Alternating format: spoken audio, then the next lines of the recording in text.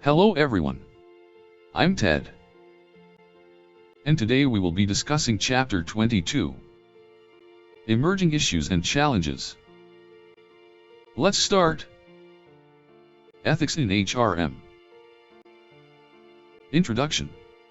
The word ethics refers to principles of behavior that distinguish between good and bad, right and wrong. It is a person's own attitude and beliefs concerning good behavior. Ethics reside within individuals and as such are defined separately by each individual in his/her own way. What may be ethical behavior to X may be unethical to Y. Ethics are broader than what is stated by law, customs, and public opinion. For example, accepting gifts from father-in-law might be socially acceptable but not ethical. Owners pocketing profits without sharing the gains with workers might be legally permissible but not ethical. Ethical behavior may differ from society to society. For example, birth control is mandatory in communist societies but not in Catholic Christian societies. Business ethics refers to the application of moral principles to solve business problems. Here, the word morals refers to accepted customs of conduct in a society. The purpose of business ethics is to guide the efforts of managers in discharging their duties to the satisfaction of various stakeholders, e.g., employees, owners, customers, suppliers, and the general public. Managerial ethics, thus, are those principles that guide the conduct and thinking of managers with respect to what is good or bad, right or wrong. It is not always easy to divide managerial actions into clear-cut compartments of ethical and unethical behavior because of certain complicated factors. Why ethics is an important issue. Ethical issues are important for leaders for various reasons. If ethics are missing, business and society as a whole cannot flourish. Likewise, when job values are in conflict with individual expectations, productivity suffers. The job holder remains unhappy and discontented. If the organization fails to project a healthy image of itself in society, its quality, service, and customer satisfaction, its very existence may be in danger. A positive public image, on the other hand, can attract customers who might view such an image as desirable. Again, where companies are said to be behaving unethically, the public is more likely to seek increased governmental intervention and regulation. In short, ethical concerns are of vital importance to individuals, organizations, and the society in general and cannot be discounted or slighted away as unimportant and unnecessary. Unfortunately, the unethical behaviors and actions of both business leaders and employees have grabbed the headlines for a variety of reasons. Falsifying information on application blank. Trading stocks on the basis of inside information. Padding expense accounts. Divulging trade secrets to competitors. Taking company property or materials for personal use. Giving or receiving gifts in return for orders.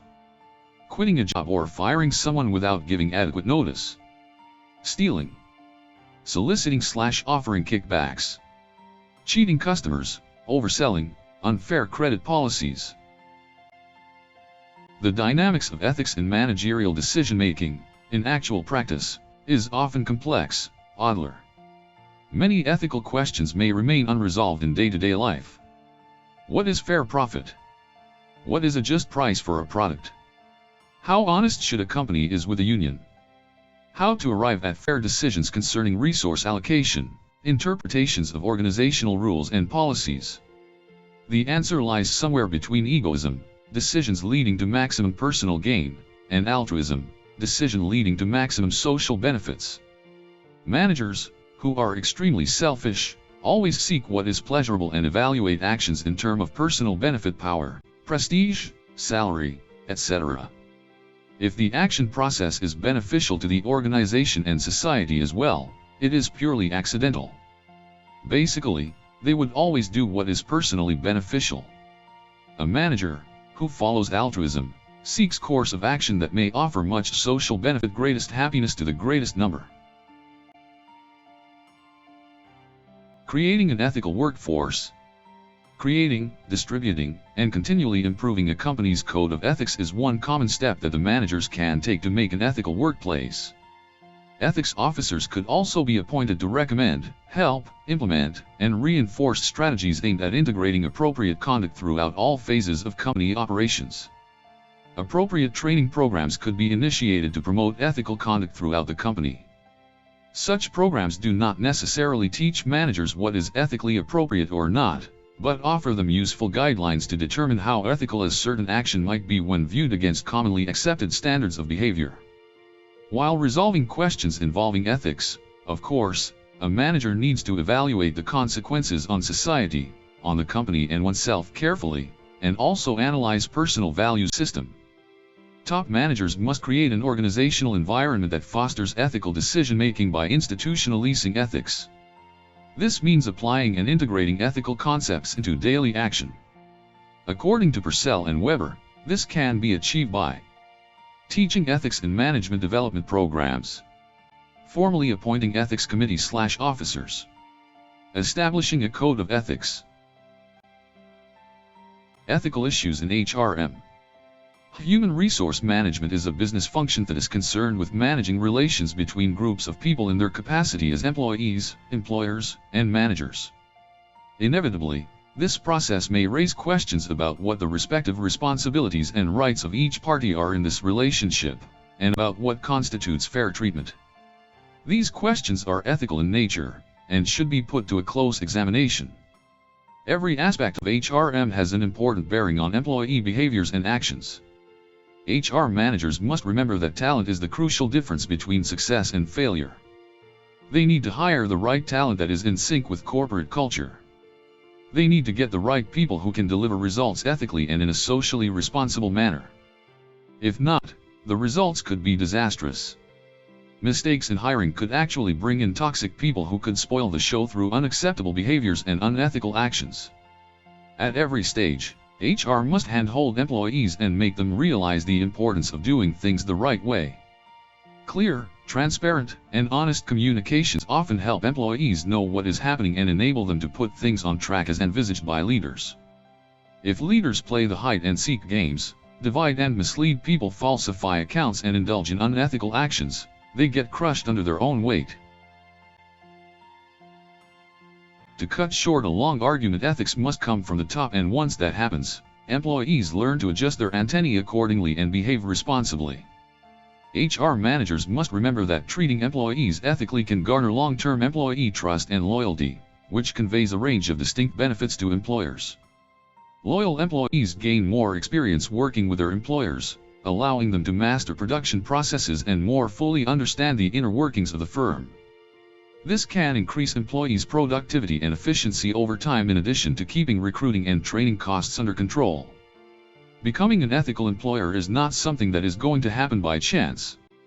It is a conscious decision that is often backed up by solid commitment from the top management. Savvy, ethics-conscious business owners put comprehensive ethics programs in place to display a firm commitment to ethics in every area of business, including human resources. Put HR ethics policies in place regarding discrimination, sexual harassment, and the treatment of employees, and put each of your managers and supervisors through ethics training programs to make sure they are fully aware of your expectations. Most importantly, lead by example in your organization to create a culture of mutual respect and dignity, where ethical decision-making is valued and rewarded. Employment issues. Ethics is not something that is going to happen automatically.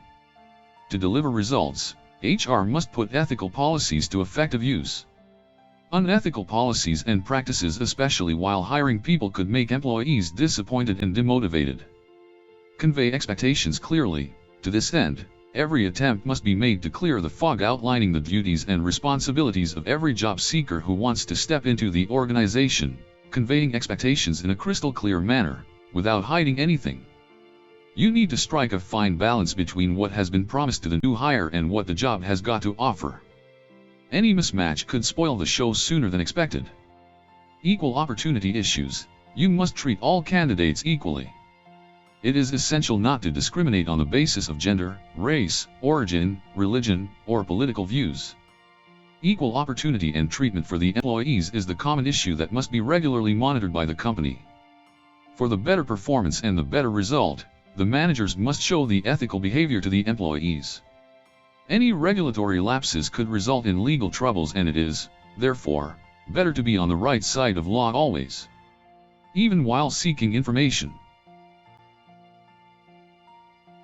Use standardized policies and procedures. It is always a good idea to standardize forms, procedures so as to avoid charges of discrimination/favoritism or unfair/unethical practices.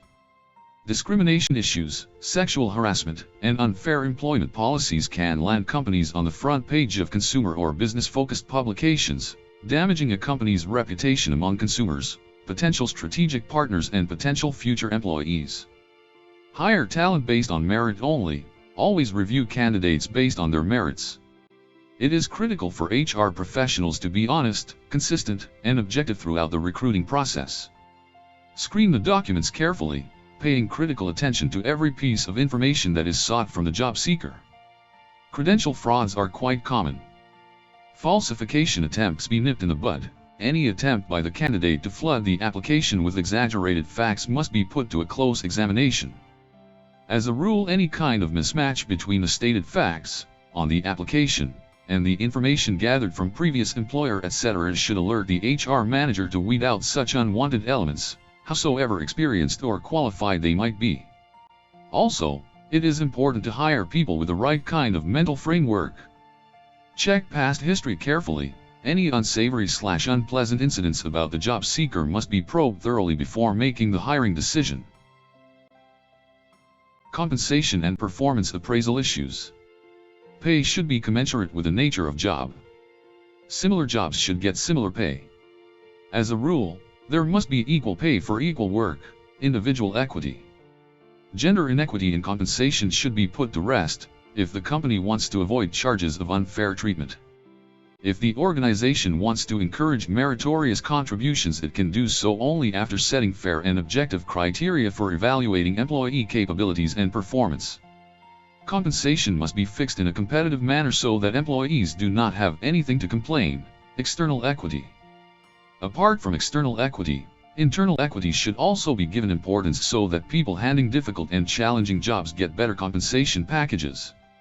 From an ethical perspective, a key factor in compensation management is the payment of equal compensation for equal work and differentiation of compensation based on value of work.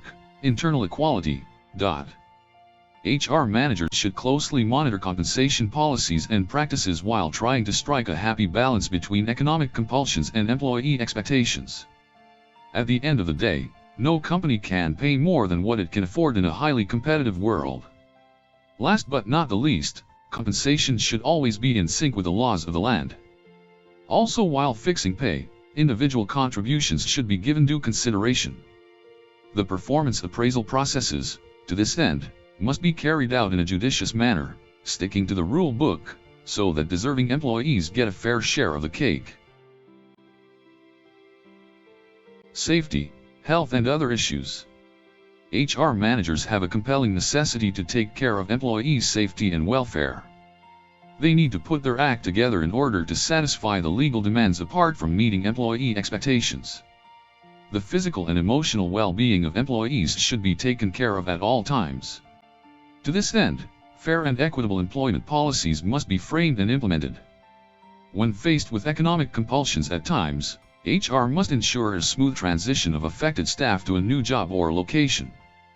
Even while trying to show the door to employees due to circumstances beyond the control of HR, one needs to put a well-designed exit policy in place, taking a holistic view of what best the company can do to reduce the pain to the employees in question. It is always a good idea to take trade unions into confidence while framing and enforcing HR policies and practices. Moving next. Employee privacy and surveillance issues. Every employer has a natural tendency to find what employees are doing while at work for a variety of reasons. Left to themselves, employees may not fully commit themselves to assigned work. They might spend time unproductively and spoil the show. They may indulge in gossip and vitiate the entire culture of a firm. When employees sleep on their duties, there's a dead time effect. They are not just wasting the company's time, they are also wasting money.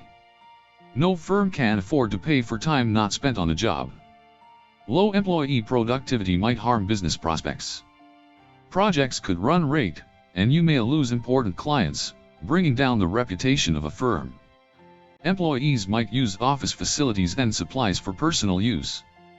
proprietary information and trade secrets could be divulged to competitors. Sad to relate, data theft is rampant in the business world. Resentful and disgruntled employees who have access to computer files containing trading secrets or proprietary information could conceivably steal and distribute the information to competitors, causing great harm to the company in the process. Exposing important assets, delicate information, and trading secrets can give room to destroy careers and companies. If not monitored properly, offensive emails could flow from employees to outside parties, inviting legal trouble. The main objective of workplace monitoring is to protect the office assets and valuable information from compromising. The activity of employee monitoring is not just for security purposes, but it is being extensively used for performance assessment and employees' productive work contribution. Current research on employee monitoring indicates that 30% to 40% of the internet time used by employees is not related to the office work. Similarly, about 60% of the online purchases are done through office work time. If employees go this way and their activities are not monitored properly, businesses could collapse under their own weight. In order to remain cost-effective and competitive, therefore, there is a compelling argument in favor of employee scrutiny and monitoring. Employee monitoring is the act of employers surveying employee activity through different surveillance methods. Businesses monitor employees, essentially, to improve productivity and protect corporate resources. The main intention is to prevent unacceptable behavior in the first place and, should that effort fail, to curtail the behavior before it can have a negative effect on the business. Surveillance methods. Advanced technological tools have been put to use in order to measure and monitor employees as never before. These tools help in tracking every move of employees while at work, raising serious concerns about employee privacy. Digital tools certainly help in disciplining the crowd and put activities on track. Rampant use of such tools, however, could suffocate employees where they might find it hard to breathe easily.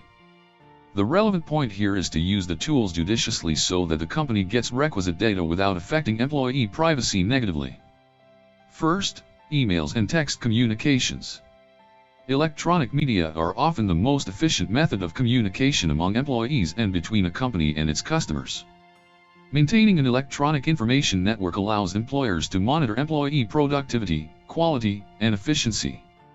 However, employee use of email, voicemail, and the internet has brought with it a multitude of workplace problems. For example, an employee's personal use of email and the internet during business hours can affect the employer's productivity and profitability.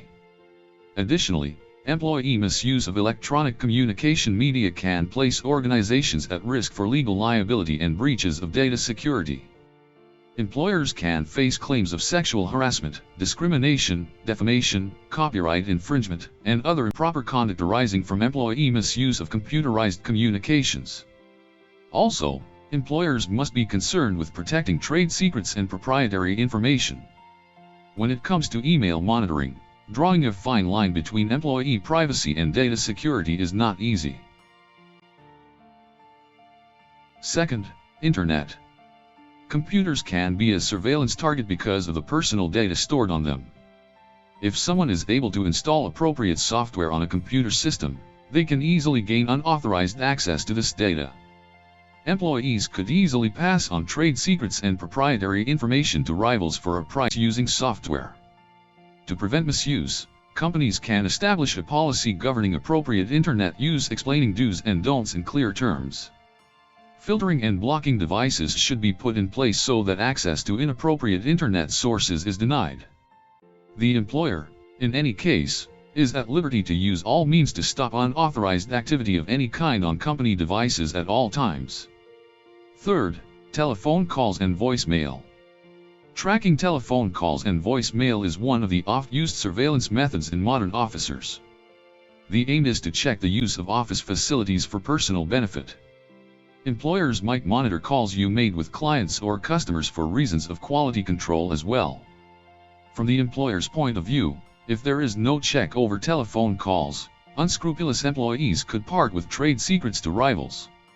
It may be difficult to find how effectively the employees are handling customer concerns and complaints. Separate clauses could be inserted in order to prevent misuse of official phone, advising everyone to use personal phone when the received call is a private one and limiting the length of such conversations to, say, less than a minute. Fourth, mobile devices. Generally, your employer may monitor your use of any employer-provided mobile phone or device. Monitoring apps can secretly record your text messages, email, internet usage, location, contacts, call logs, photos and videos. Some employers allow employees to use their own personal mobile devices for work purposes, either instead of or in addition to employer-provided devices. This is often referred to as Bring Your Own Device, BYOD. BYOD programs pose great challenges in balancing the security of employer data and protecting employee privacy. BYOD policies may appear in a BYOD agreement, employment contract, orientation materials, employee manual, when an employee decides to use his device, or when the employee installs an employer's mobile device management, MDM, software on his/her own device. It is important for employees to read an employer's BYOD policy before participating in a BYOD program, and to ask questions. Fifth, video surveillance. Video surveillance is a common technique employers use to monitor employee activities in the workplace. Many employers use video surveillance to minimize employee misconduct. Video monitoring can also provide evidence of a crime if one were to occur at the work site. Employers must consider the state laws for the state in which the surveillance occurs, whether the surveillance area is a public or private area, whether sound is captured in addition to the visual monitoring, and whether the camera is in open view or hidden.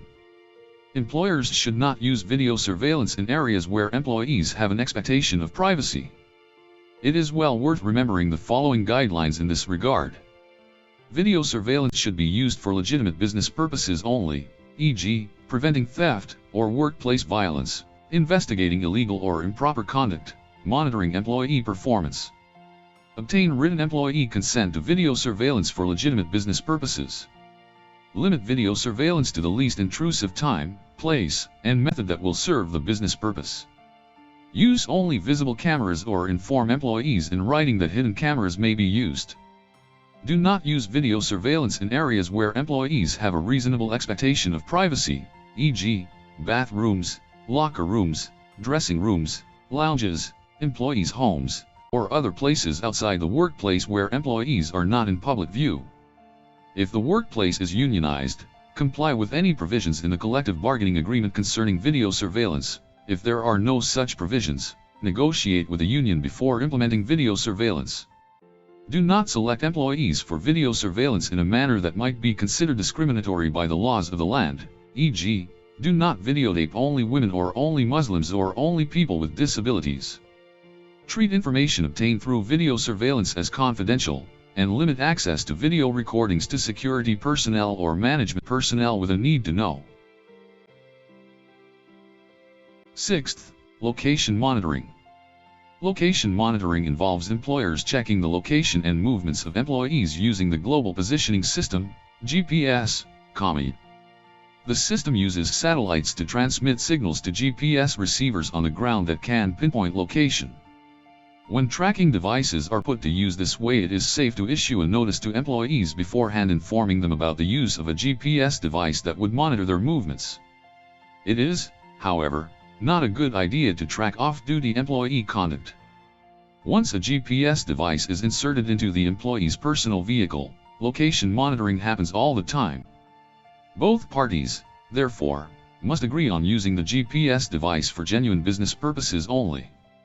Firing employees for off-duty misconduct may often backfire with serious financial implications, unless the employer is able to put up solid evidence as to why the software was used and how employee misconduct over time has affected the firm negatively.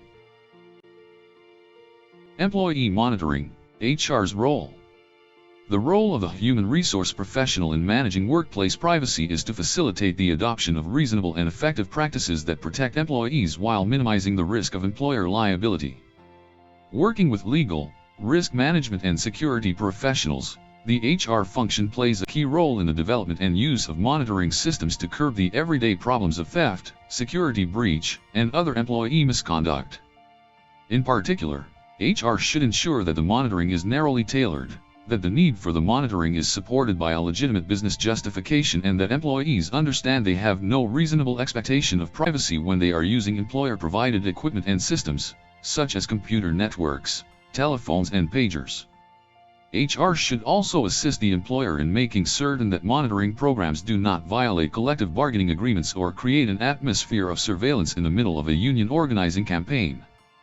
Moreover, employers should include HR and legal professionals at the earliest stage of considering and ultimately implementing surveillance in the workplace, and should work toward a company-wide solution that does not lower morale and is clear and understandable to employees. Finally, HR is instrumental in communicating the employer's policies and procedures for workplace monitoring and protecting employee privacy, including why the monitoring is necessary and how it will be implemented. The role of HR in this process is vital to ensuring the trust and cooperation of employees. Moving next. Employee privacy issues.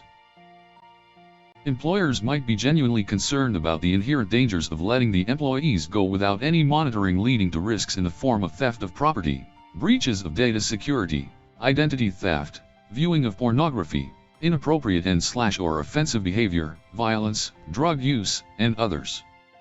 They seek to minimize these risks, and that often requires monitoring employees at work. Employers might also be seriously concerned about the productivity loss resulting from employees using office technology for personal matters while on the job. At the other end of the extreme, organizations must balance the valid business interests of the company with employees' reasonable expectations of privacy. Controversies often arise when the monitoring exercise goes beyond what is reasonable or necessary. The employer indulges in intrusive monitoring that tracks employee movement outside of work. The employer demands exacting and precise information as to how employees use their time. When the application of monitoring compromises working practices and negatively affects existing levels of control, autonomy, and trust. That's all for this video. Thank you for watching. This video is brought to you by Bookstune. Like this video to encourage us. Share this video to spread the knowledge. And subscribe to this channel for latest update.